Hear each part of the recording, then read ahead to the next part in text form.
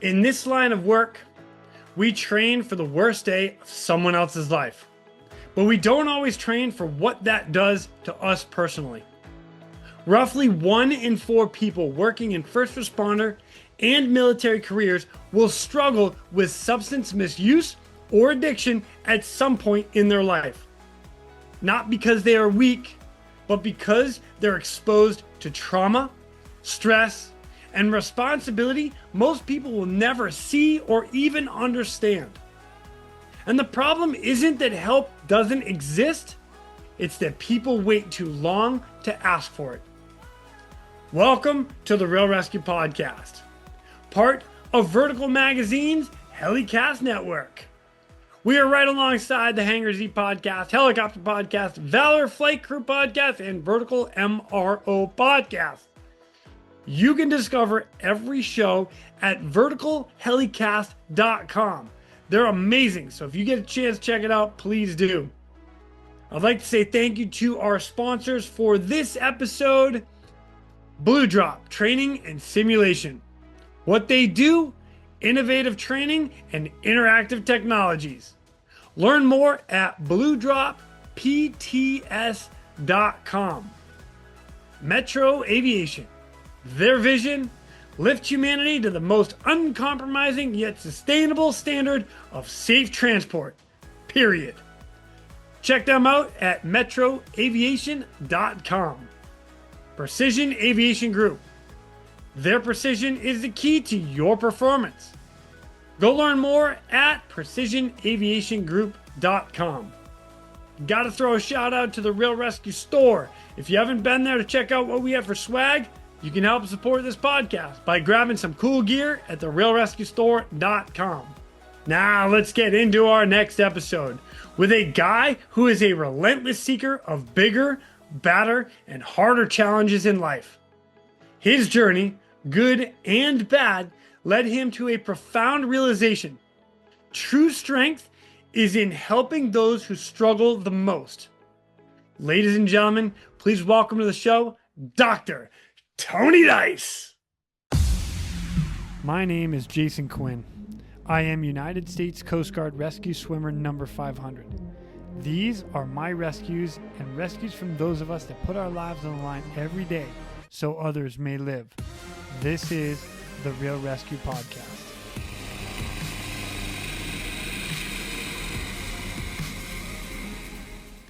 Ladies and gentlemen, welcome back to the Real ResQ Podcast. This is a special asterisk episode. We are diving in with a guy. Man, I had to actually write all of this down because there's such a list going on. Ladies and gentlemen, please welcome Dr.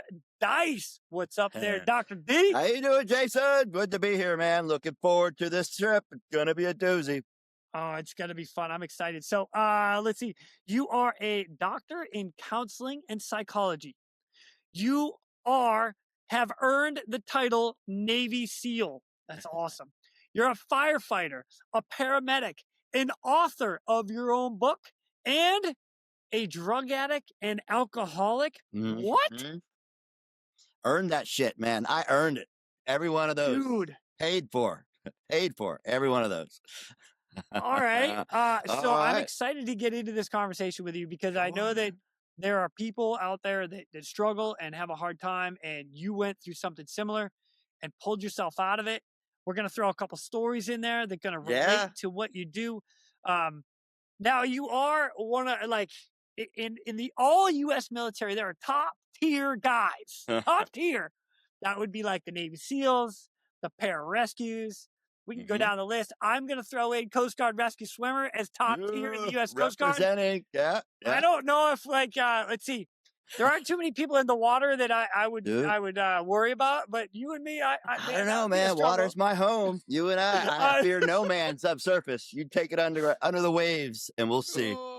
You might pay for those remarks. I might be in. I don't know why I'm volunteering to battle, but I might be in. My friend. Just comes down to a breath hold. Who can go the longest? That's right. Yeah. And then one of us has to revive the other. That's all I'm asking. Don't let me die, Doc. Gentleman's handshake. You might be better at that than me. Wait, what am I in for? I'm not sure. I'm not used to reviving people. Oh my gosh, hilarious. So the other thing I want to say that this is exciting to me because you are my very first Navy SEAL representative here on this podcast. So thank you so much. Maybe you're last. We'll see how this turns out. Maybe you're last. Probably not. Nah. Right now, you might just start a wave. That'd be friggin' awesome. Breaking the seal of the seals. Okay. All right. Breaking the seal. Yeah, I like the sound of that. That's very good. Now, one of the other things about this, which is interesting to me, and part of the reason that because I've talked to a lot of you guys that have gone through SEAL training and continued on in their career and their life, but the Navy SEALs, they have a very different job description and a different mission than the U.S. Coast Guard rescue swimmers. Like our job is to go out there and help those in distress and get them out of harm's way. You guys are trained different, right? Almost the opposite. Yes. Yeah. Yeah. You can say that. Pretty much the opposite. Yeah. But and that's I think why a lot of the guys have not wanted to come on, because they're like, well, I don't really have any rescue stories in my time serving as a SEAL. You, however, have a little something that might there's one, and listening to your podcast, there's one that popped into my head that set the stage, and it's not just the physical rescue, but the emotional and mental rescue had to take place afterwards as well. And this, like I said, I was a firefighter, paramedic, Navy SEAL, and after the Navy SEALs, I went back overseas as a contractor. And a contractor is like a mercenary. You're paid to go in harm's way. It's a little bit darker. It's a little bit darker than serving your country, because now you're chasing the dollar and you feel kind of like a mercenary. You're over there like, but you're thrown in a group of guys. And I think I've shared a picture with you. You're thrown in a group of guys, or it's like a ragtag collective, Army, Navy, all the special forces. And some of the people there are just freaking badasses. I mean, you see them and you're like, holy shit, this guy knows his shit. And some of them are kind of old, in their later years, they're the old dog with lots of experience. But this was the crew I got thrown into, and I'm new to contracting. So I'm being the new guy, just big ears and, and small mouth, and just trying not to get yelled at. And we were out, we do a lot of training, and we go out in the middle of bumfuck nowhere, set up a range, start going drills, and whoever's best at something will teach, and so we're taking turns instructing. A lot of wisdom transfer taking place. And some of these guys, one of the guys was one of the best instructors I've ever seen. I mean, just his awareness and knowledge base, and he's going through these drills with us, and I'm, we're on the firing line. Everything's looks freaking ship shape from my angle. And as I turn around and I'm coming off the line, I see the lead instructor guy, doing some drills behind the line with another new guy. And this new guy was just, a jolly soul. He was like the funniest guy there, and just awesome. And they're doing these, disarming drills, how to disarm someone. And they're going back and forth, going through this drill. And as I look up, it's almost defied logic. I could hear a gunshot go off behind me. And it didn't register. Wait a minute, that's not supposed to happen. And the funniest guy in the world just falls back. And I had just witnessed a negligent discharge by the best instructor I've ever seen, and the funniest guy, most beloved guy in our team. He falls back. And we are in the middle of freaking nowhere, Afghanistan. And my little brain, I've seen a lot of stuff, but this was just, I think, the horror of knowing that this is an instructor, a really great instructor. This is a guy everyone loves. And this is something that there's no way in hell the situation shouldn't have even occurred. Like what went wrong on so many levels for this to happen? And boom. And now we're dealing with this situation, And so my little brain goes, this guy is fucked and this guy is fucked. They're both fucked, and that's instantly where I go. And of course, two of the more seasoned guys instantly go into emergency mode, the backboard coming off the Humvee, they're making it on the radio, calling an airlift, and I'm watching him package this guy's up. But I can see the lead instructor guy just like not understanding how he had fucked up this. There was like this short circuiting going on in his head. Yeah. And so, yeah.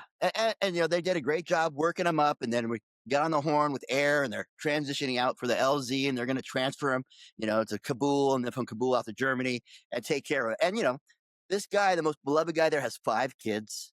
It's like the worst case scenario all wrapped up. And so it was it was awesome watching the machine take hold and start working with them. But then I got to ride in the Humvee with the instructor guy, the lead instructor guy. And you could just see the solemn demeanor, like, whoa. And I'm looking at him and I'm beginning to wonder, you know, ooh, is this what's next happening to him? How is he going to handle this? We get back to our command there. They start the processing with him, the questioning, the investigation, all this stuff. And after he gets let back out, we all meet up around the little fire pit that evening. And he's out there, and it's a solemn, solemn room around the fire pit. And everyone's cracking beers, and they're not much chatter going on. And I'm watching one of his buddies come and sit next to him with a bottle. It might have been a bottle of Jack or something. And they begin taking a couple shots, and there was some talking back and forth. And I'm looking at him going, because he's going home. That's the first thing they do is they get him out of there. His contracting career is over. Who knows if his instructor career is over. And I'm looking at him wondering if he's going to take his life. We don't know if the guy shot's going to live yet or not. We had him stabilized, but we have he needs to go to surgery. And so we're just standing by. And so my thoughts are with him, but I'm focused on this guy and what happens next, and I'm watching and learning because, I'm also at this point a raging alcoholic. I'm not, I have no mental health skills whatsoever. And I'm watching this take place and I'm learning this guy has had, to me, the worst thing that could ever happen to you. You kill or harm your buddy. That to me is the worst thing. As an instructor, you shooting your student. This is like the nightmare stuff going on. And I'm watching this unfold afterwards and wondering, how is he going to process this? This guy appears to be doing something, adding alcohol, which is in my skill set. That's really the only tool I know to deal with any kind of emotion is put alcohol on it. And I'm watching him apply alcohol and I'm watching this guy get more and more drunk and they kind of go off together. And I see him go down that night, just wasted out of his mind, passes out. And then he disappears the next day. And so that kind of added to like, okay, wow, alcohol can do anything. I mean, even the worst possible thing, when applied, somehow he got through that night. And, so that was really the apex of my mental health training to that point was add alcohol. That can deal with the worst thing that can possibly happen. Yeah. And so, my story of paramedic, firefighter, Navy SEAL, all of them included drinking. All of them, that was how we processed. That's how we dealt with. And up to including the most horrific event possible, alcohol was part of that treatment protocol. So, later in life, as I crashed, blew up my life and went back through my mental health training and became a therapist, I began to realize how damaging all that becomes. But it's funny that all along my journey, it was constantly reinforced that is how you deal. Damn. Yeah. So that was probably and I don't know if that's really a rescue, but that was. Come on, Doc. It's all good. It's all good. I know. I mean, the guy did live from the gunshot. He did have to shit in a bag for the rest of his life.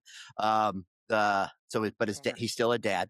And the other guy, the instructor guy, disappeared out of everyone.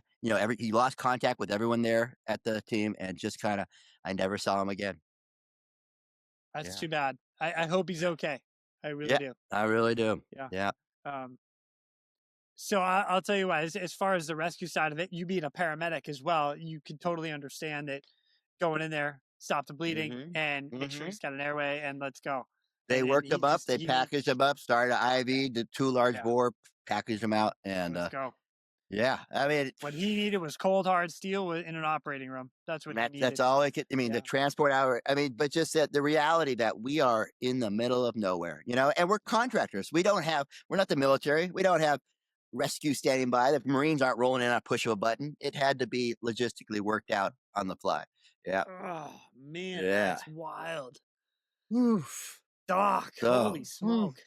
Wow, way to take us into this one. I know, going in deep. I know. So that was where, my alcohol training brought me to that. That was like the only treatment I had learned to deal with anything. It is the military, and this teaches you drink when you indoctrinate, you drink when you celebrate, you drink when you elevate, you drink when you separate. I mean, anything. Yeah. If you and I have a problem, our supervisor's gonna say, "Hey, you guys get a drink and come back once you solve it." Yeah.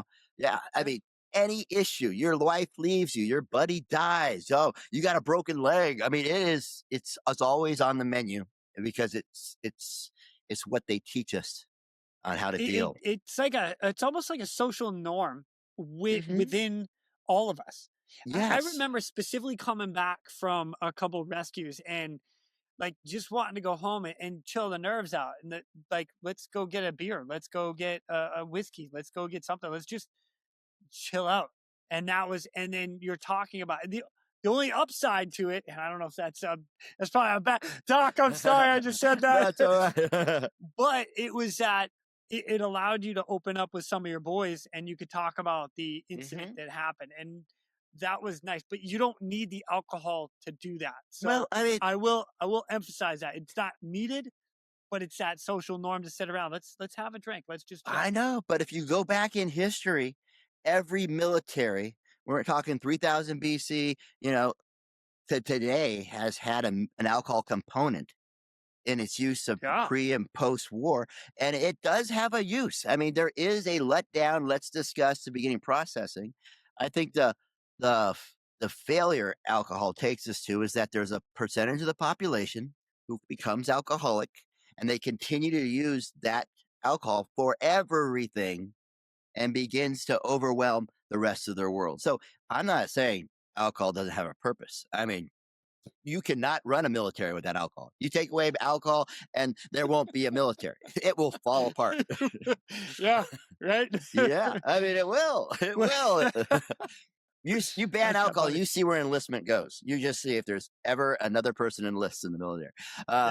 Yeah, I mean, oh my God, I'm not saying remove alcohol, but I'm saying, the continued use of progressive use, all of those for a percentage of the population becomes detrimental. Yeah. Right. Yeah. Agreed. Yeah. Man. So that's one of the things that we're going to talk about here quite a bit in this episode, is because the mental toughness that you have to have, and the things that we see on, I'll say, as a Coast Guard rescue swimmer, and then on the rescue side throughout my career, people that have died, people that have lived, you go through such major emotions, up, down. It's could I have done something better? Oh my gosh, I can't believe they lived. And then from your aspect of as another tier 1 operator, how does that involve, and what can you do on the back end of that? So before we go too far into that, Doc, take it way back. Way back. Let me plug this real quick. You are an author. You wrote a book which kind of highlights a bit of this, and then I want to get into your background. But what's the name of your book, and where can everybody find it? Let me start with that. All right. It's called After the Trident, Navy SEALs Battle with Secret, Shame, and Addiction. And it's it's written for two people. It's written for, if you are a high performer and you're achieving your life goals, you're getting it done, but there's something amiss. There is this sense of, if you only knew what was really going on. This book could give you some insight to some of the insane circles or traps or repetition. You keep getting stuck in the same patterns over and over again. This might help you get out of that groove before you end up cratering.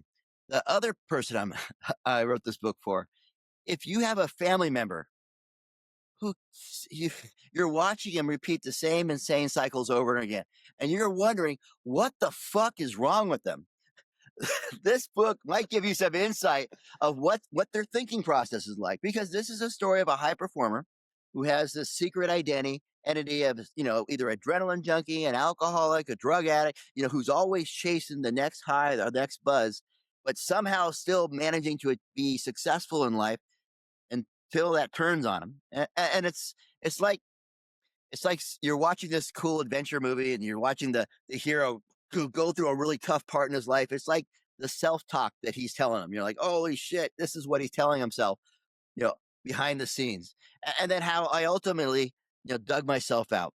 And in doing so, I uncovered a number of things that are helping today's population. One, 12-step recovery. People don't realize that 12-step recovery, there's 150, 160 different 12-step recovery groups out there that, for addiction, for, video games, for gambling, for anxiety, for depression, for PTSD. There are 12-step recovery groups out there for all of them. And so I look at the underlying mechanism that's driving 12-step recovery, and I harness that into a program called HC Mod, Holistic Change Model, that you can leverage in your own life today. And then this book gives you an instruction how to do it.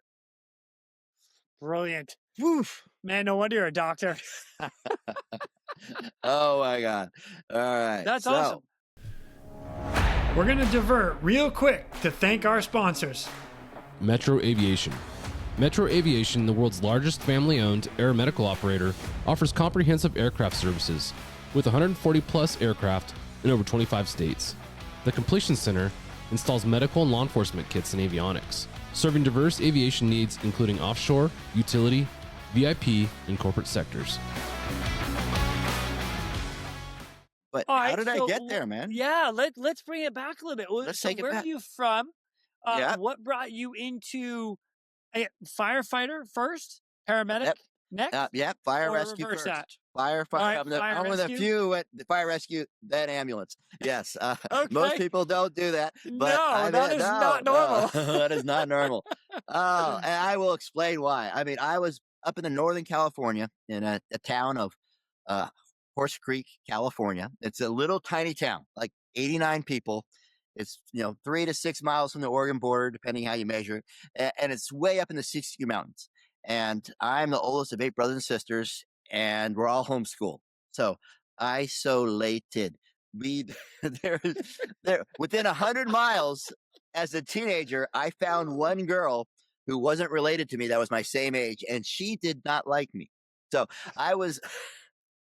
So you had to leave. Oh my God! Yeah, I ran away when I was 16. I said, "Shit, I'm out of here." I punched out, ran away. I ran away all the way down California, down to San Diego, as far as you can get away in the state. That's at 16 years old. At 16 years old, got the hell out of there. I had an Indiana Jones hat on and a leather jacket because that was my hero at the time.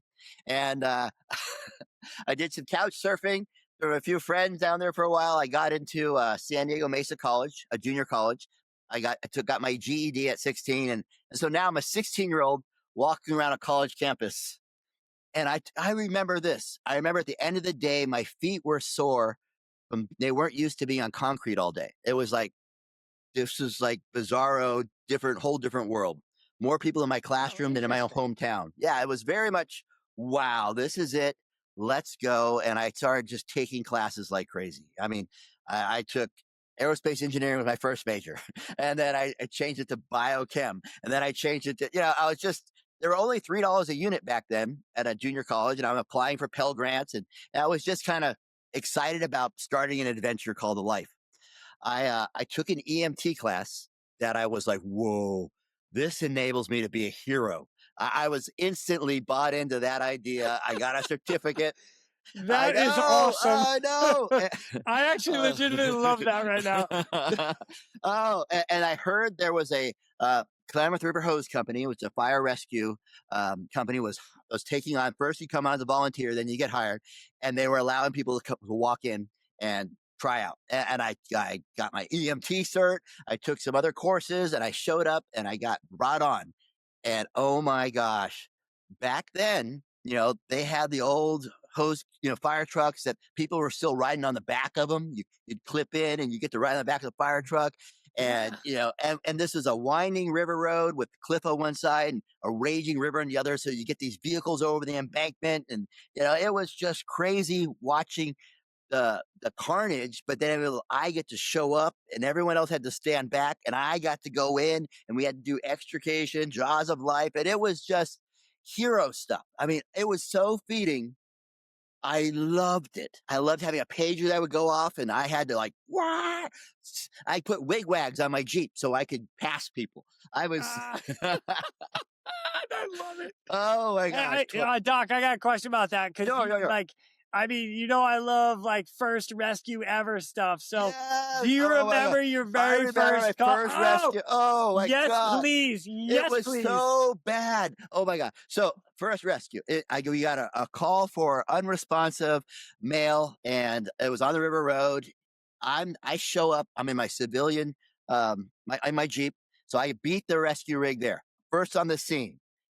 The lady's freaking out. She's, her husband's unconscious. I can't wake him up. And, she's going crazy. I go in the room. There's a dog barking at me. And I'm, please control your dog, man. I get in there. He's flat. I'm no pulse. Begin CPR. I'm calling the radio. First on the scene, no pulse. And I'm like trying to ABC, do my little basics. I start compressions. He's on a waterbed. He's on a waterbed. So I'm starting compressions. He's like up and down. I'm doing my breaths. The guy throws up. Flows up everywhere. I'm wiping the puke away because I don't have the little mask. She's yelling at me. Finally, I get the sense I got to get him out the waterbed. And I start pulling him out the waterbed. Boom, on the deck. Start compressions. And when the first paramedic walks in, I'm like, thank you. Because I'm in the dog barking and puke all over me. I don't know what I'm doing. Oh my gosh. It was so my gosh, bad. I don't need to laugh at that. That's terrible and hilarious. Terrible. It's terrible. I mean, yes. Hey, he lived. It was a That's they what hooked I'm him talking up. about. I know. Whether or not he needed CPR, I don't know. The paramedics, and that was, I think, that set the tone for me because I loved responding to the call.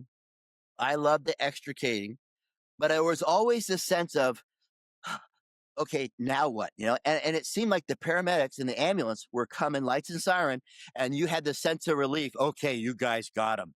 My job is done. And then they have to take all the responsibility and go lights and siren back to the hospital. So to me, this is my equation. They got to go lights and siren too, and lights and siren back. The firefighter only got to go 2. And so they're almost like they had 2 missions. And that stuck in my head. So for 2 years working on the fire department, I was like, all right, those guys are badasses. And that's what inspired me to transfer to the ambulance service, Northern Rescue Ambulance I got to work for. And at first they weren't hiring. This was funny. They weren't hiring. I went out and I bought myself a blue jumpsuit just like theirs and a duty belt. And I just went and sat in their office all my days off until they hired him. I'm just going to keep coming back. And within 2 weeks, they hired me. That's determination right there. I'm just going to sit here until you give me a piece of paper and decide. And they hired me. And I love that. They're in the bunkhouse. They had some cool crews. They really, my introduction to like, hey, this is how you drink off duty. This is when you turn it off. You get your, so many hours. You come back on duty. They kind of showed me the ropes of how to properly drink. And the camaraderie, I loved it, sleeping in the bunkhouse, waiting for someone to dial 911, someone having the worst day of their life, and they were going to call me. Yes. That was feeding, man. That was feeding. Yeah. I loved that shit. But there was a problem.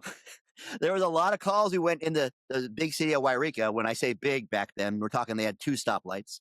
And so we go into Wairika and there'd be a domestic dispute or disturbance. And as an ambulance, we had to wait on the curb until the police showed up and secured the scene. So that happened a number of times. And you're watching the cops come and they had faster cars. They carried guns. They kicked in doors. They busted skulls. And I'm watching going, whoa, those guys are the man. So I'm getting this. I start taking night classes. I start taking it, and I'm getting ready to transfer because I heard a sheriff's department nearby is hiring, and I'm getting ready to drop my paperwork, and my chief pulls me up and says, "Dice, what are you doing? You're just jumping all over the place." And I asked him, I said, "Well, what's top of the food chain?" And he just said, "A Navy SEAL." And that was my entire decision-making process. I was like, okay, I'll do that. And I went down to the Navy recruiter. And I said, I want to be a corpsman on a SEAL team. You know what? I love the man. fact that you were like, yeah, I'm just gonna go do that. Like That not was- really knowing what you were getting Dude, yourself into. never I'm saw just a gonna go Navy do SEAL that. movie. Never saw a Navy SEAL movie. I knew what they were, but had no idea of what I was in for. Oh my gosh. So they put me on a 6-month delayed program to get myself in shape. Showed up at Great Mistakes up in Great Lakes, Michigan. Went through Navy boot camp. Tried to stay in shape in there, but it does not prepare you for buds. Start out buds class. And I'll talk real quick about that. Going Sure. into Navy SEAL training, you show up and there's 180, 200 guys show up for a buds class. And when you look around at them, dude, they're all the big fish from their little pond. You have to have something about you to think that you can even try to be a Navy SEAL. You got to be somewhat of a self-assured badass at some level. And so you get all these people, and half of them fucking look the part, man. They already got the sunglasses, they got the pose, and you're looking going, holy shit. And the statistics. What's going to make 80% of these guys say, I quit, when all of them today swear they're going to die before they quit? So what's going to happen in the next couple of weeks that's going to break all these guys? And so you're trying to figure it out and looking, going, dude, what is it good? It feels like a huge tidal wave of fucking fear and bullshit coming. And you're just, okay, let's just see what happens. And it's almost every guy you think that guy's going to make it doesn't. I mean, to the one, every guy, you're like, that guy, fuck yeah. Nope, he quit. Third night in Hell Week. And yeah, it was amazing that there is something about that process, and they are looking for something that you can't tangibly find anywhere else. Yep. Yeah. All right. So can I? Sure. I don't ask. know how much training of the Coast Guard rescue swimmer side, but Okay. I do understand what you're talking about. And the reason I say that is because I specifically remember being in school, and we had whatever pool day it was. We had to go back at night. If part of the training, we had to go back for night pool, and we're doing drills. And I watched this kid just get out of the pool. And we're getting smoked. We're sprint down, underwater back, underwater down, sprint back. You're just getting smoked. That's all it was. It's just at night, you've had a hellacious day and you're going, and he's like, no, I'm done. I'm going to get out. And I'm like, as a matter of fact, I remember looking at it like, what? That was an option? I didn't know that was an option. But yeah. Yeah. To see what will break people, like legitimately, like what goes through your head like you had every intention to come here to pass, to make it through. And something clicked inside of you. Was like, I can't handle this because. Yeah. And it's interesting. Talking to people. Yeah. It is a distortion of time. Time seems to slow way down. I mean, just every evolution. And you're like, oh my God, it's only 9 a.m. and I am smoked. We're going to go, what? And so this training lasts 6 months. This much, just that sense of there's so much further, and I'm so miserable now. Yeah, it is. That's the part to get you. For so sure. I had some great advice going into swimmer school. And again, I this is not to compare Navy SEAL school to Coast Guard rescue school. In no shape or form am I comparing the two. So let's be straight on that knock, okay? But some of the advice that I had going into my training was, if you can get out and walk back to the barracks, you can do another lap. And it was like, oh, yeah, okay. Because similar, where you just get your ass kicked. PT to death, and you're like, you're doing sugar cookies, you're rolling in the dirt, you're getting in the water, you're getting out of the water. You're like, holy God, what the heck? Yeah. So, but anyway, if you can do another lap, or if you can walk back to the barracks, you can do another lap. Yeah, and it really is. I mean, it's a combination mental. As long as you can physically keep doing it, you'd be surprised. Your body can do it. It's going to respond. There isn't a large attrition rate for injuries. That's expected. But oh man, so make it through buds. Took forever. Got through buds. Roll into the teams. Now all of a sudden, my use of alcohol, I would say, it's like I turned pro. Like, okay, yeah, yeah. The term drunken sailor is an earned title. It is something that there's a amount of pride that comes along with how There's much and how songs written far. about that, Yeah, Doc. that's I right, know man. them. There's tradition, there's lineage, there's like an evolution, and I was known with the guy. Even in buds, I would go out either early in the morning, the night before, and I would hide little airplane bottles of booze around, or we had a full mission profile training or something that night, and I would go hide a bottle of Jack and a pizza, and I would tell my guys, "Hey, follow me," and I'd dig it up and look what we got. I mean, I enjoyed the tradition of when things are shitty, let's have a drink. That I love that. I always had a flask on. So in the SEAL teams, there was the brotherhood, the camaraderie, the getting tight with guys and going out and drinking. And, there's a cool feeling of being highly trained and sitting there having a couple drinks with your boys and just like, there's nothing that we can't get through together. Just that sense of just connection. And I love that. This was pre 9/11. So it was, I want to say it's a shitty time to be a SEAL, but it was a shitty time to be a SEAL. It's like you're sharpening your knife forever and never getting to use it. You're a highly trained plumber who's never seen a pipe. There's this frustration. I love the analogy. Thank you so much. Yes. Oh, there's this frustration. And I'm the guy, if you don't give me a mission, I'm going to make one up. I'm like, I've literally taken guys, hey, let's get out of this bar, man. It sucks here. And gone out to the street. And this is Chicago. And let's pull this manhole cover up. Boom. And let's go. And down we go with headlamps and explore. Chicago has an amazing sewer system, I found out. Oh my God.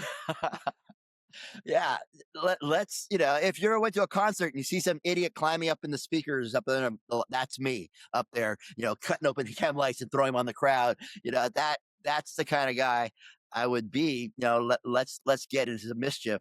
Let's go find our own, choose your own adventure kind of guy.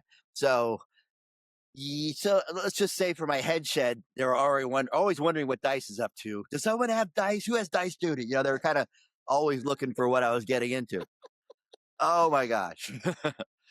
So SEAL teams, those go along. My drinking escalates. And I'm going to share openly, like, hey, I was one of the guys that would partake in cocaine.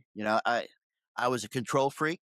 I don't like getting overly drunk, and cocaine put me back in control. I like that, be able to regulate, and I could drink more. Let's go. I mean, I remember reaching a point where I thought they should have cocaine dispensers in bars so people wouldn't get DUIs. I mean, I thought that would be a genius solution to the problem. But yeah, I don't think it will be. I'm gonna. That is if no I was longer a Batman, which I am, I'd say that's probably not. No, that's no longer my recommendation. But that lets you know where your thinking goes when you're using drug addict. You begin to like, oh, this is a solution. And so it's escalating. And also this is the ecstasy era. People are in clubs rolling their butts off on ecstasy. And I was partaking in that. So a Navy SEAL doing drugs is not an equation for success. I hadn't gotten in trouble. There were a couple close calls where like, oh, my name didn't get called for your analysis, thank God. But I could see the writing on the wall. My re-enlistment was coming up. I had a number of, minor injuries I was nursing, and I was wondering, do I enlist? Because I fucking love being a frogman, but I know if I continue, something's going to happen. Like my spider sense is tingling. Yeah. Or do I get out and I drink and I use how I want to? Addiction's pulling me. I want to fucking party. I want to use more. And there wasn't a center. There wasn't one where a reality where I just drank less. That wasn't an option I was considering. It was either continue drinking in or continue drinking out. So my re-enlistment came up and I said, I'm punching out, guys. My platoon was like fucking devastated. They're trying to get me to stay. And I'm like, no. And I want to shout out to all the people who are transitioning out of the military. To be a service member, people don't realize this until it's too late. You have to give up almost all the freedoms that Americans enjoy. For someone who loves freedom so much, when you enlist, you are giving up a shit ton of freedoms. Yes. Where you're going to live, what you're going to do, who you're going to work with, everything, accountability. You are not yours anymore. You are government property. When you get out of the military, dude, it is like I've been living in a cage for the last decade, but being in first responder, fire rescue, ambulance, those are all drug, enforced kind of activities, being in the military. And when you get out of the military, someone opens the cage up. And I've never had all my freedoms before as an adult. From 18 on, I've had to live with, rules. Big rules. Yeah, big rules. Yeah. So out of the military, all of a sudden, this idea of I can do whatever I want. I have zero accountability to anyone. No one can say what I can or can't do. And man, you give someone that much training, that much self-confidence, and the appetite for more, and drugs and alcohol. I mean, it was coke, it was meth, it was just go hard. And I went for it. And I tried the different, suit and tie jobs, sell insurance and all these different things, because cocaine's expensive. I'll be honest about it. Coke's gets pretty pricey.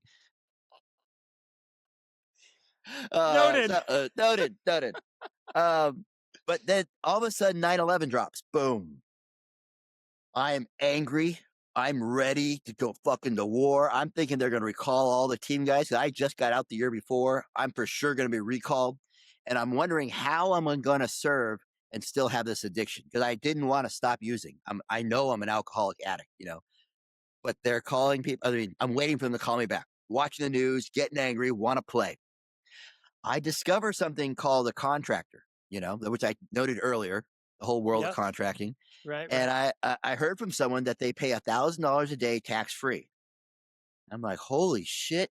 And the contracts can be short, like 3 months, 4 months, 5 months contracts, where you go over just 3 months, you come back and fucking you got $90,000. And I was like, I'll do that. Yeah. So, yeah. And heck, you sign me up right now, bro. Yeah, Come on, Doc. Let's go.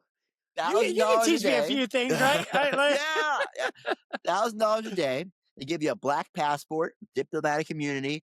One of my first gigs was a Karzai detail, where I would be President Karzai's personal bodyguard in Afghanistan.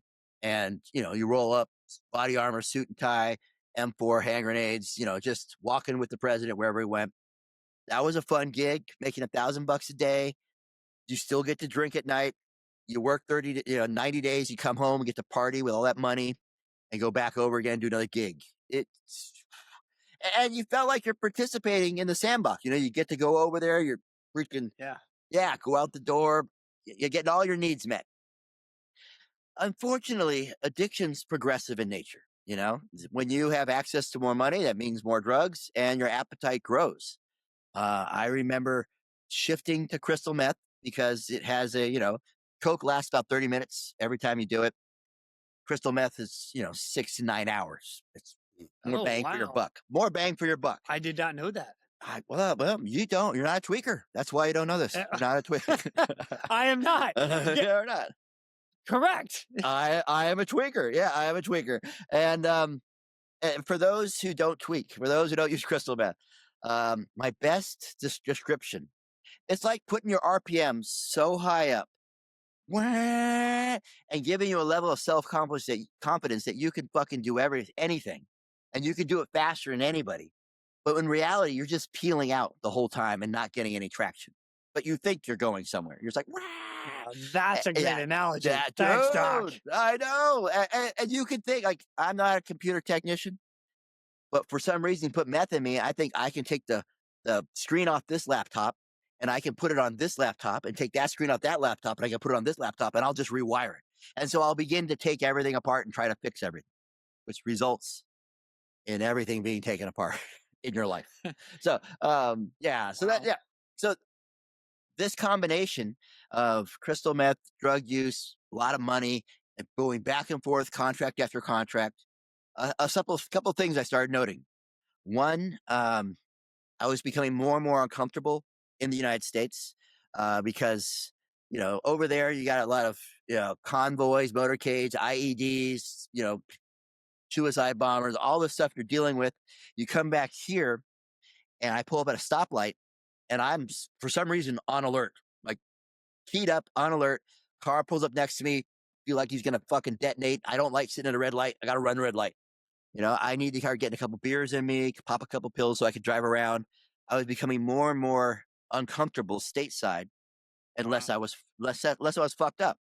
Another solution for that feeling is to go back over because I feel normal in a war zone now because I'm keyed up for a reason, and that there's a reason to be keyed up because it makes sense. And so I began taking contracts just to feel normal. I could eat, sleep, and lift, gain some weight, put some pounds back on, come back to the States, party.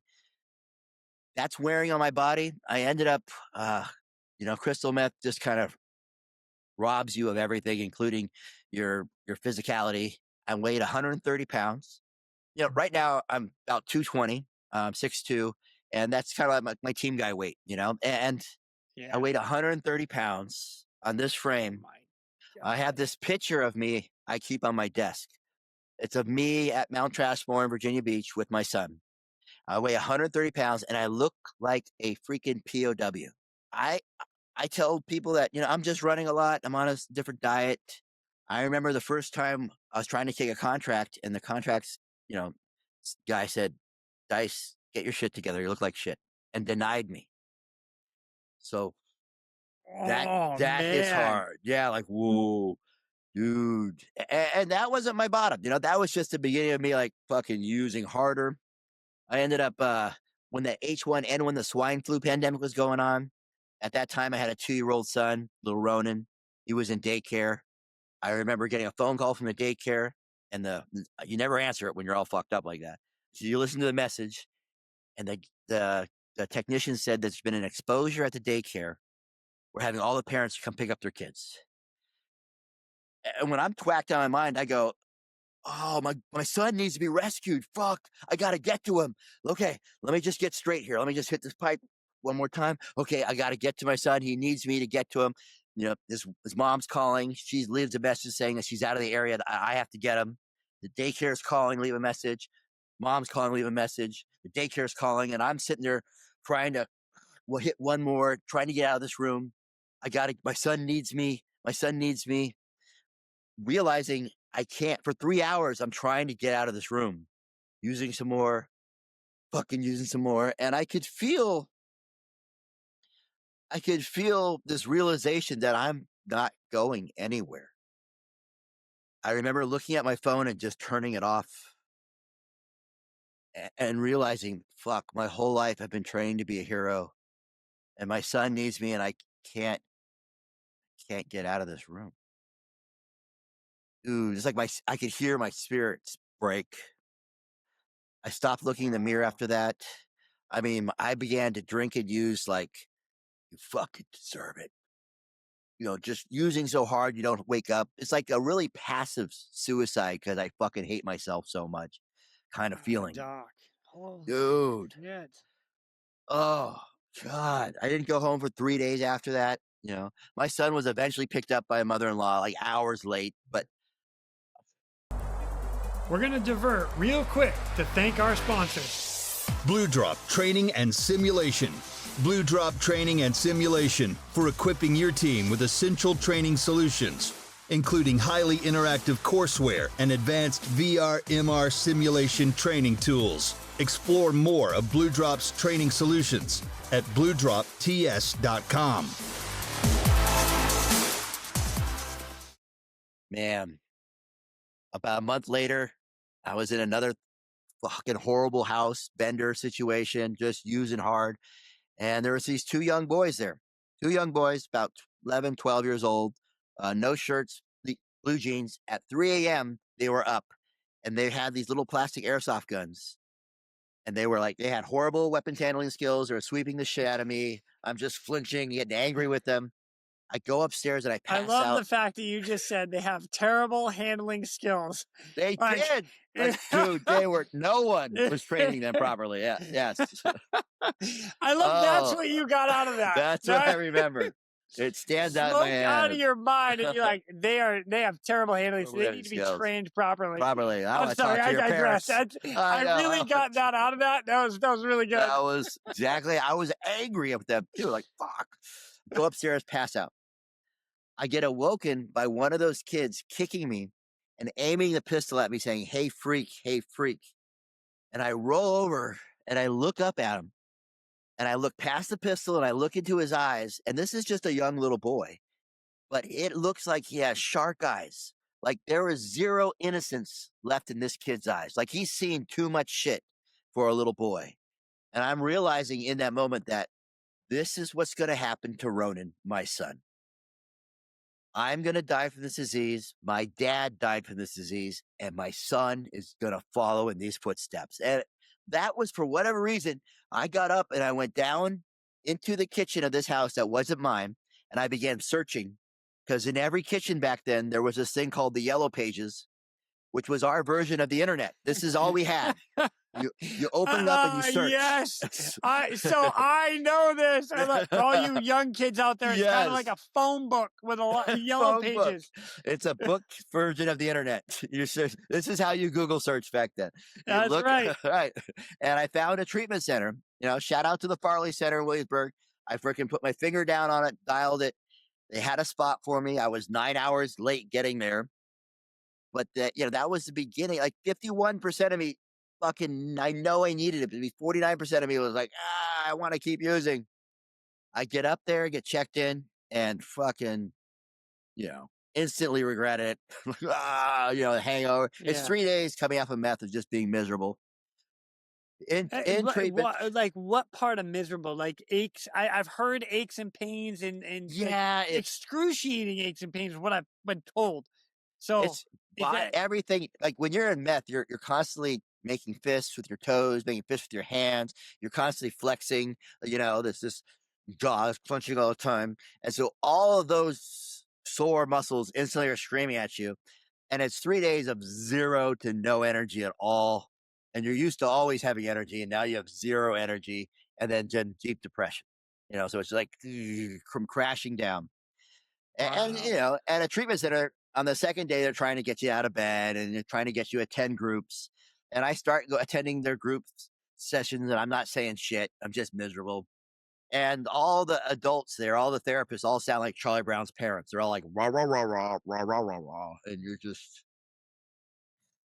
My therapist's name was Dre Summers. Shout out to him for somehow getting through to me. And I remember on the fourth day there, I was sitting in my seat and I'm looking out the window. And I said, I hate who I am. Fuck, maybe this shit will work. Well, fuck it. What do I got? Maybe. And I remember looking at the therapist, and the Dre Summers, the therapist, goes, "Where did you come from?" Like that was the first time I had made eye contact with him. And I began to want to be there a little bit. I was just like, fuck it, I'll try it. And I just listened to him. I shared a little bit. There was this little turning point of maybe, it was like a little tiny mustard seed of hope in my life had come back in that moment of just maybe, fuck it, maybe this will work. Day 5 goes by. I'm kind of participating. Day 6 comes by, and they call it utilization review lady comes in and says, Mr. Dice, can you come with me? And they bring me to this little office and they say, Mr. Dice, your insurance has deemed we're going to lower your level of care to outpatient. And I said, are you saying I have to leave here? Because you promised me 30 days, but now you're saying you're going to take me out and put me in outpatient treatment. I said, yes, your insurance has deemed you're ready for that. I said, dude, 2 days ago, I would have gladly said, fuck you, and we would have been out of here. But I finally want to be here. If you take me out of here, I'm going to relapse and fucking die. Fuck you. Fuck this place. And I'm getting angry. And I'm yelling at this lady. And people are coming in the room trying to calm me down. And I'm like, you fuckers, why give me hope and take it away? Just going off on this poor lady. And she's like, calm down, Mr. Dice. If you have $9,000, you can pay the difference and stay. And I'm like, who the fuck has $9,000 in rehab? You don't come here with a bunch of money. Fuck you. And, just angry. And she's trying to encourage me to go call someone to ask for money, borrow money from a family member, some kind of cosign a loan or something. And I'm calling everyone I know, and I've burned all those bridges. No one's lending me shit. And then I have an idea. And I go to my therapist and I say, I need a 4-hour pass. And he's like, what are you going to do? And because he's legitimately worried, he said later that I was going to go rob a bank, like I was going to go fucking get some cash. and I said, no. I'm sorry, Doc. I don't mean to laugh at that too. That's kind of funny. He was pretty smart, man. That was a viable solution. But no, I said, I have my car. I want to go sell my car. And he gave me a 4-hour pass, and I went to CarMax, and I'm sure they fucked me over at CarMax. But the CarMax gave me a check, and it was enough to cover treatment. And I'm in the parking lot of CarMax, and I'm looking at this check, and I'm realizing in that moment, I don't have to go back to treatment.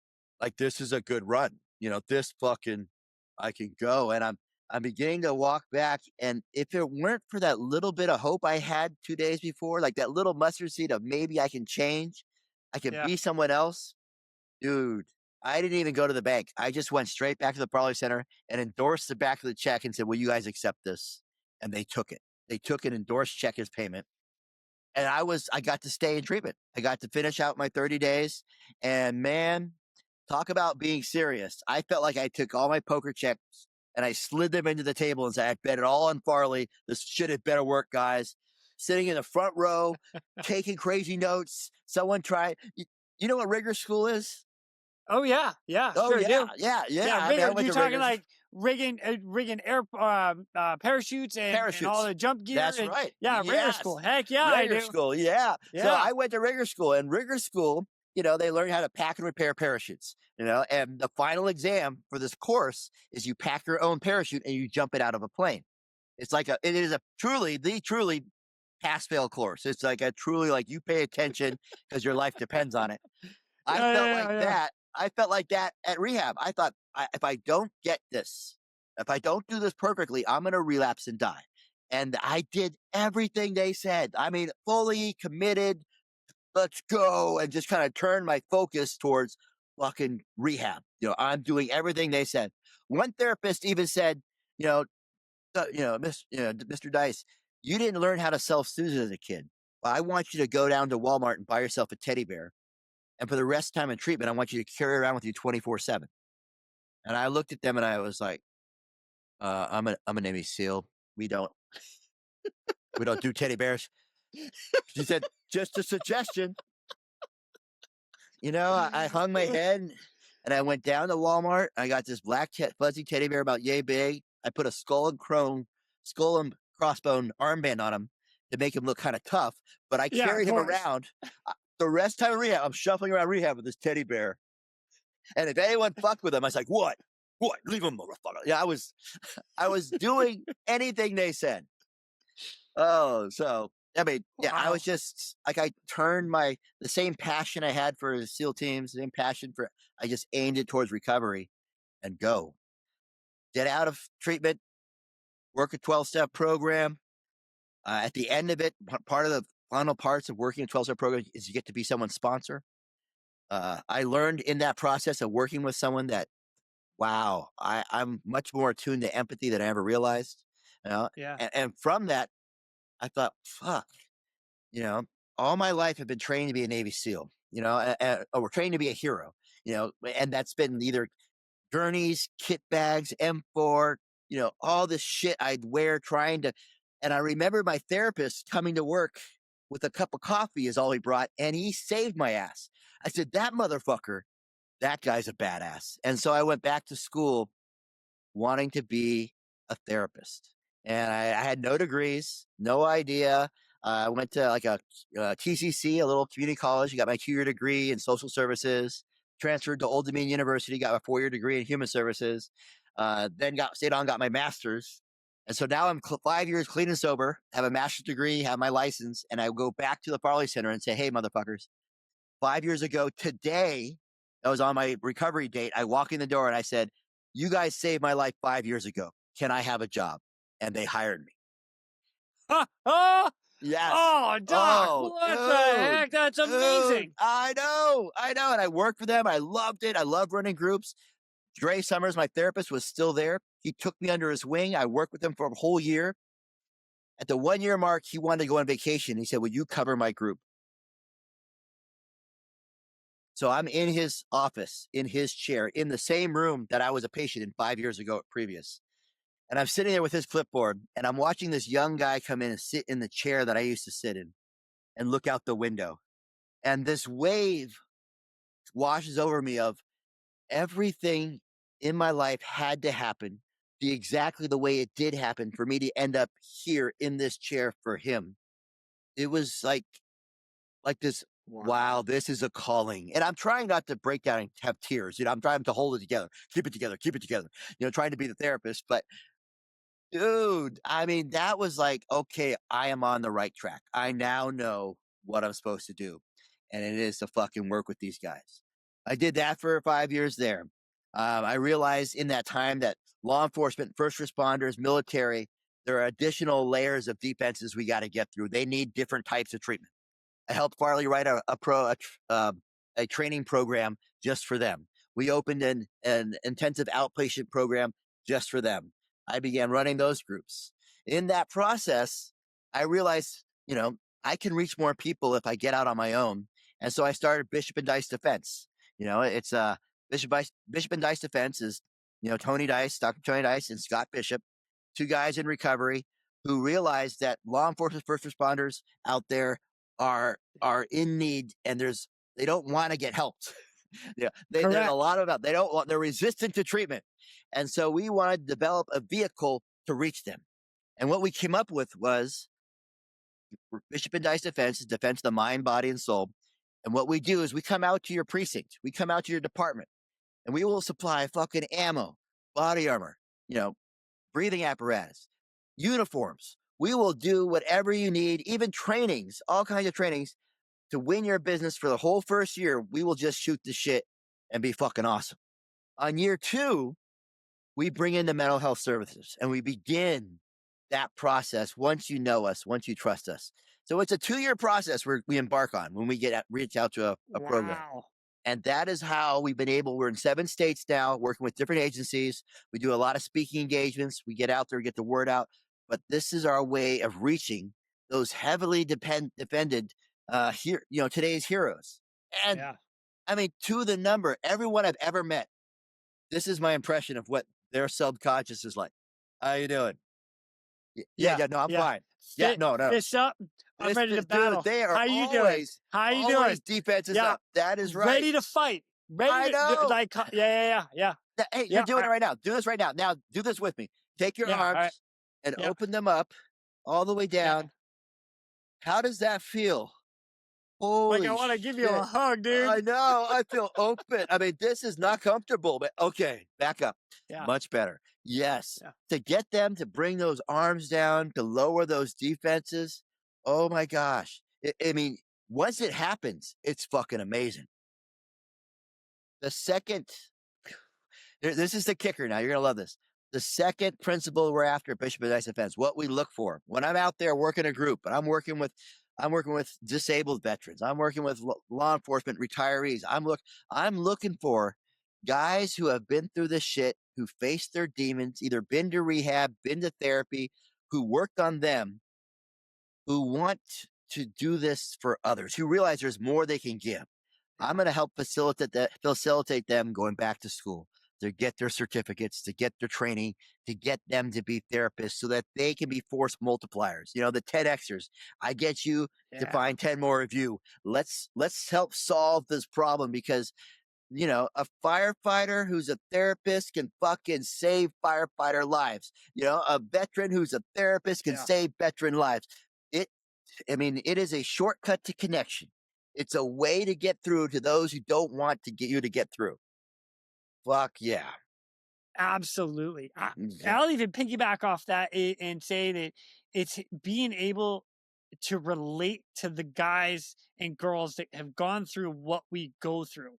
Because it's hard for, I got to be careful with this, Doc. I'll be careful with this one. Be careful.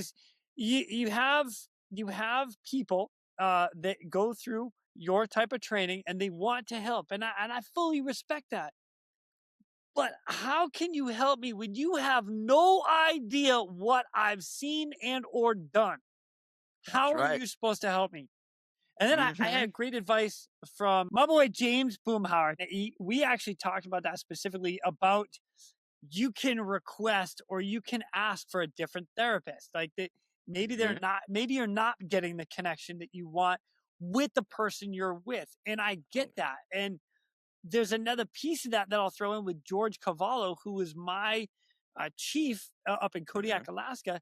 He made warrant officer, and they called him down to Katrina to sit in with all the rescue swimmers because they were seeing some gnarly stuff in Katrina. And he was the only one that was allowed in the room. They didn't want anybody else because they tried to bring other people, and they're like, they can't relate. We don't want them. The only person we're talking to is George. So back to you specifically, I understand what you're saying, and I totally agree with you. I think it's the utmost importance to get people like us into the position where you're at, to be able to get guys like us to be able to talk to you. I know, and I want to underscore, any therapist who's good can get through to you, but having the same experience is a shortcut to getting treatment. You're going to shave off months and months and months of treatment for us to get to a place where we trust each other. And it's crazy. It doesn't even take us sharing a lot of stories. It's merely, it can come down to a head nod, like, I know, I know. Yeah. it's the bro talk, dude. I asked a question. I just nodded my head. You gave me the answer. You nodded your head. All right, we good? We're good. We're good. All right. Yeah. So I do want to say that again. I want to emphasize that anybody that's gone through training to be a therapist, the training for PTSD, all of that, the CISM training, I don't want to take away from anybody. I've never personally gone through that training, so I can't speak on their behalf. I agree with you. Everybody can probably help. But do we have that connection? And how do you get there? And that's where a lot of us that have gone through and seen some crazy stuff, you're like, I have a hard time telling people what I've seen. And again, going back to James Boomhauer, he had a therapist who's like, he didn't want to tell her, and she turned around and said, "Try me." And it was like, game on. Okay, there we go. And that's how they got the connection. And it can work. I don't want to take away from therapists who haven't served, but I am saying, I want to plant the seed. The law enforcement, first respecters, everyone's out there, people who have been through some shit and dealt with it. I'm happy for you, but I'm going to ask something of you. Listen, don't be afraid of the schooling. Don't be afraid of doing more to help. I mean, there's almost, some people are drawn to you, and they tend to open up to you. And if you're one of those people out there, God, entertain the notion of going back to school. Listen, they got ChatGPT now. You don't have to write shit. You can come back to school and get your degree. You can do it. Reach out. I'm going to get behind you. We're going to get that degree and give you, some training, some license where you can help more. Your job's not done. And if you want to be someone who contributes to society well into your senior years, if you want to keep supporting the boys out there, hey, there's a path to do that. Yeah, that's awesome. Hell yeah. Yeah. That is super awesome. Yeah. Dude, thank you. Absolutely. Man, what a story, bro. Doc, as much as I love this story that you just ran us through, my goodness, what an up and down and back up. And I will say an up because you came out of a hole and here you are, man. This is phenomenal. I love the fact that you're doing this to help guys that are in that rut, in that hole. And they need to come out. They need some help. So, what my next question is going to be is the moral injury and the mindset and anything that goes along with that. What can you help us learn inside that help? When we might need help. Yeah, you know what I'm asking? Does this make sense? Was that a good question? That's a good question. A lot of people wonder how they got in this hole. What led them there? And it's moral injury. Here, it's a bitch. It's a sinister thing that hits you when you least expect it. And allow me to illustrate. We're going to divert real quick to thank our sponsors. Precision Aviation Group. Mission-critical operators and fleet managers rely on Precision Aviation Group as a worldwide leading rotor and fixed-wing MRO provider. PAG provides tip-to-tail solutions in 4 MRO segments: avionics, components, engines, and manufacturing DER services. A single point of contact gives you access to over 150 million in inventory, globally 24/7. Just call 800-537-2778. Precision Aviation Group. Others sell parts. We sell support. You know, a lot of us, when we're at the top of our game, whether it be overseas, in country, you're doing shit, you encounter traumatic experiences, you know, either maybe a training accident or some patient who doesn't make it, or you do stuff that you think you're okay with. For me, I was taking a contract overseas. I was in Afghanistan, and, you know, we were on a range, and these kids come out and collect brass. It's pretty common. Almost every deployment I've been in overseas, you start shooting, kids come out of nowhere, they start collecting brass. This particular group of kids were super aggressive. They were pulling shit off our Humvees, getting way too close, and they wouldn't stay back. You know, I'm doing whatever I could to keep them back. They wouldn't listen. And my chief goes, "Hey, Dice, fucking deal with this. Why don't you fucking mace them?"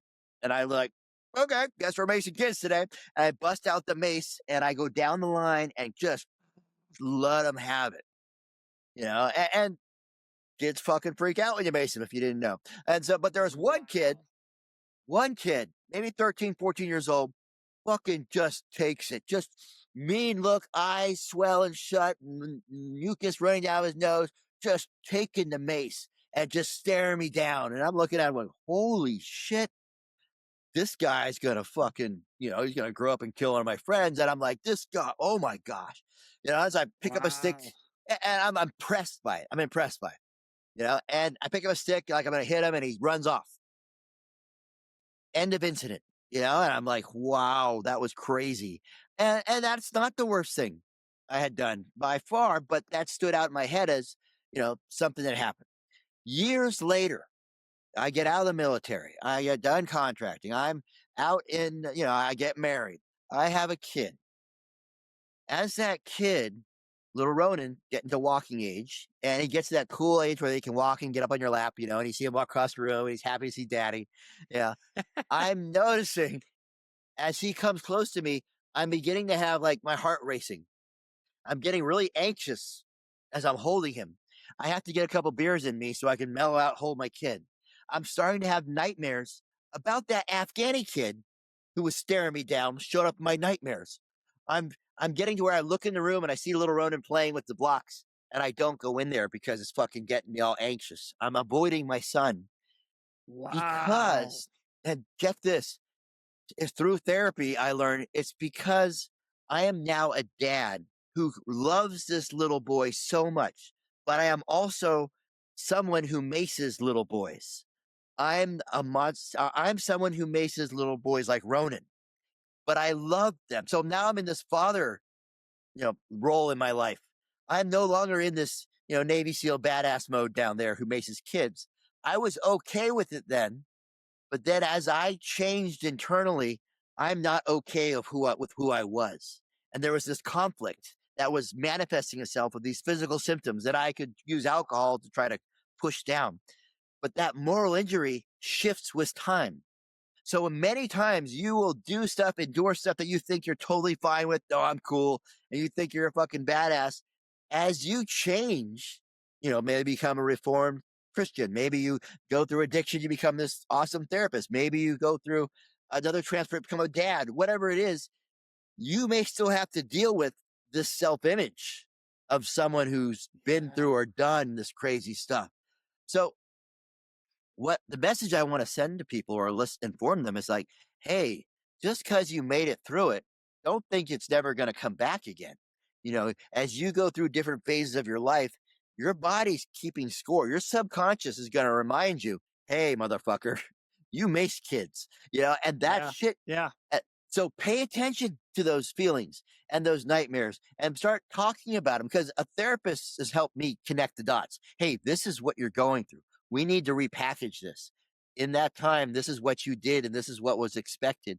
That's not who you are now. And so all that can be processed in a better way so you can deal with it. But if you ignore it, your body's just going to keep reacting. So be aware of those, nightmares coming out of nowhere. Be aware of these anxiety attacks. Be aware and don't just keep solving the problem with drugs or alcohol, because these things happen. And when you drink, suppress emotion, it's like pushing the 10 times button. It's still there and getting louder. You drink more, push it down. And you get stuck in these loops that are very, just negatively affect those around you, your lifestyle, your job, and your family. Whew. Damn, man. Doc, I this know. is intense, man. This Dude. is great. This is great stuff. And awareness is the key, man. And podcasts like this, these platforms that you are providing out there, how much of my life has been changed when all of a sudden I'm aware of something? Holy shit. Yeah.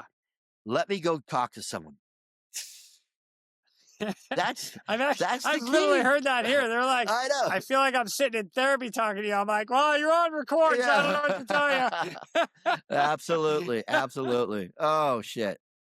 Let me ask a kind of an interesting side question. One of the things that I find interesting with your story, and I relate a lot of this to myself as well, and all the training that I've been through, but to put it on you specifically, like you bust your ass and you go all in being a firefighter.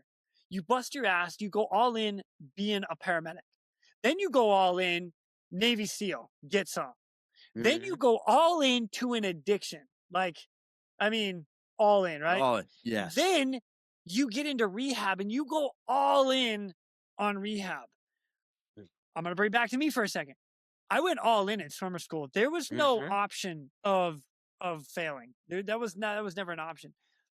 I'll even go as far as like right now with the podcast. There's no option. Like I was going to do this and I was going to make this happen. My paramedic. Failure was not an option. Right. So the mindset between you and I and the comparison of that is we're going all in. Do you find guys and girls that struggle with that all in mindset? And how do you navigate through something like that? Absolutely. The ones who want to try recovery or, okay, I'll give that a try. And they don't have that complete buy-in.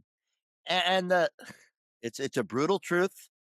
What I say to them is like, all right, when you're ready to quit, feel free to keep trying it your way. Keep trying drinking a less, keep trying switching from tequila to beer, whatever you want to keep trying. But there's something that happens in addiction. It's called the gift of desperation. Is at some point, there is going to be a tipping point in your journey where you hit some sort of bottom, whether it be a legal bottom, an emotional bottom, a financial bottom, something. So there's going to be some line somewhere that you're going to cross where there's going to be a switch flipped that you go, okay, I'm sick and tired of being sick and tired. Like I want something different, and that's what you're looking for. Where is that? Because there needs to be a nexus of recovery be available when you hit that spot. There needs to be, okay, is there a rehab available? Is there some kind of support available? We're looking for that line to be crossed, and we're praying that their death doesn't come before that. There's many people who, the DUI resulted in their death. The DUI would have been their bottom, but they didn't survive it. So yeah, that's why there has to be consequences. And if there weren't consequences, people wouldn't find that tipping point. And that tipping point is where they make round that corner and they understand there needs to be a change.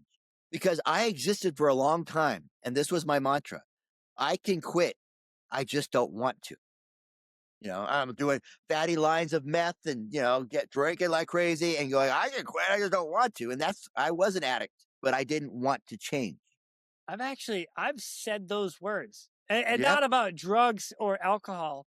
Well, actually, you know what? Now let me I'll say alcohol. Like I've literally said that. Like I don't drink a lot. So like disclaimer, right? I'm occasionally with friends. Like, and I straight up and honest, right? Yeah.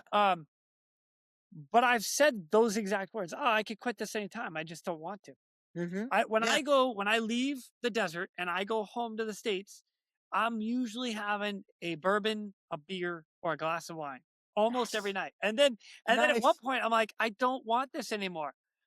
But I also say I'm going back to the desert and I can't have it. So I'm going to now. I can Yeah. quit this at any time. Mhm. So I and truly believe that I can, by the way. But the alcoholic thinks it that- too. Yeah. Yeah, they absolutely think they can. I don't want to. And that Holy bottom shit, is dog. the shift in I want to. Yes. Yeah. You know So- what? You've given me my own challenge right now. I'm gonna go dry for an extended time. I don't know how long, and it's gonna be outside of the sandbox. Ooh. right. So there's going to be Okay. temptation. Yes. Yeah. So challenge initiated, and Ooh. I'm gonna report back to you. Okay. All right, Is that all all right. right? What's the link? Okay. Give me a link. I You guys don't see the finish line. I don't Oh, know come yet. on. I don't know yet. Do we need to What make kind it of right challenge? Dude, make it Okay, right now. Think about it. now? All right. Let's Give me let's that- go. Let's go.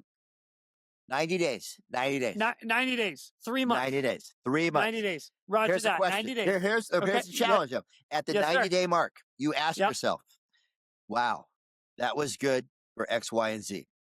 Do I want more of that, or do I want to go back to what I had? And just an honest question.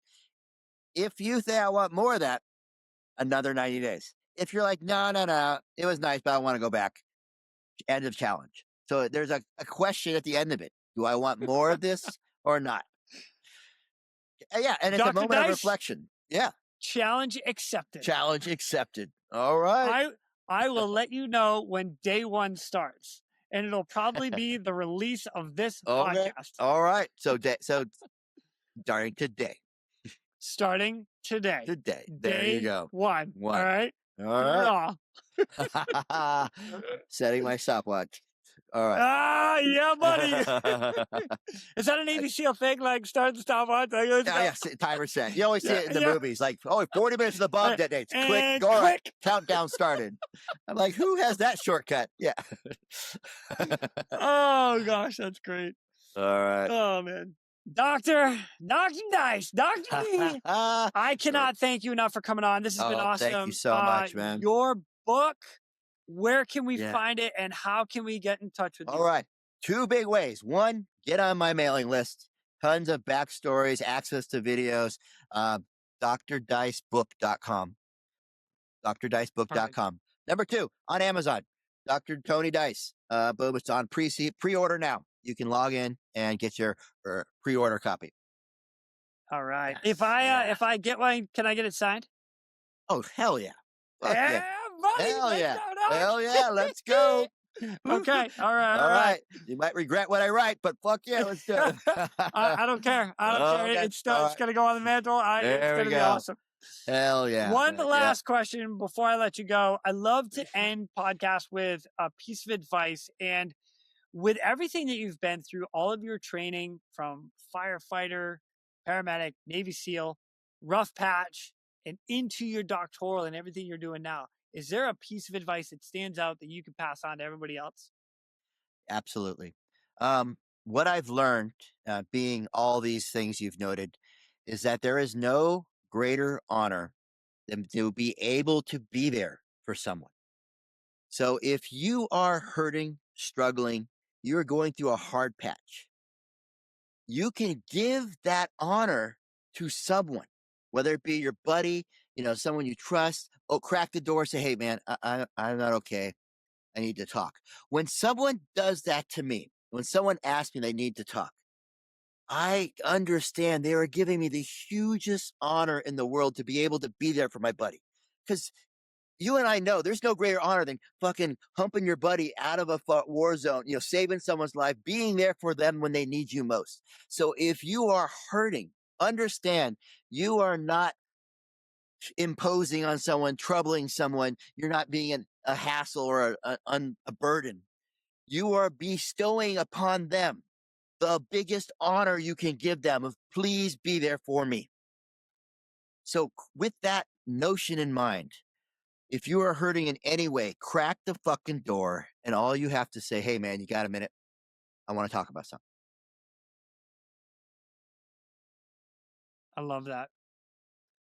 Doc, this has been an absolute pleasure. I appreciate you coming on and sharing this. Dude. Everybody go check out the book. Yeah, Pre-order it right now. Hit me up on Okay. social media, Dr. Dice on all platforms. Awesome. Dude. When I get together, I'm coming back and I'll find a way to get together with you and we'll sit down. We'll go out to dinner and we'll Hell tell some yeah. more stories. All right. There we go. Be awesome. There we go. Right on. And with that, ladies and gentlemen, we are out of here. Go.